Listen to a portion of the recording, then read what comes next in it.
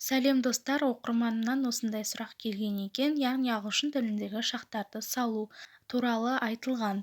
Сіздер ең алдымен арнаға тіркеліп, лайк басуды ұмытпаңыздар. Ендеше кеттік. Жалпы ағылшын тілінде 4 түрлі шақ бар.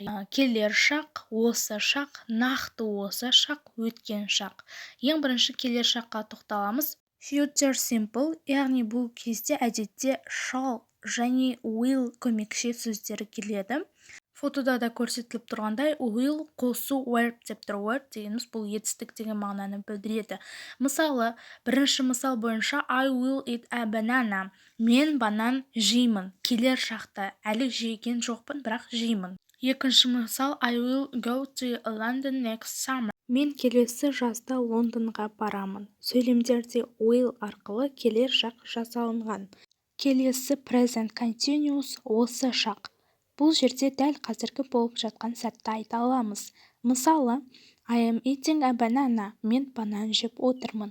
Сіздер осы керемет ақпарат үшін маған реакция қалдырып, лайк басып, комментарий жасаңыз болады. Келесі үшінші шақ present perfect. Нақты осы шақ. Мысалы, I have just eaten a banana. Мен жаңа ғана банан жедім. Present perfect ережесі бойынша қазіргі шақтың түрін белгілейді. Бұл шақ мына екі жағдайда ғана қолданылады.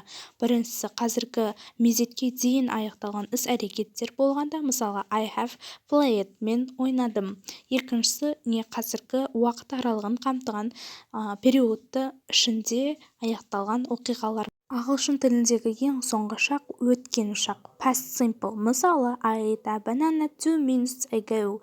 Мен 2 минут бұрын банан жедім. Past simple ағылшын тілінде болып кеткен іс-әрекеттер үшін қолданылады. Мысалы, last year, өткен жылы немесе 2 days ago, 2 күн бұрын. Past simple ережесі қазақша осылай аударылады.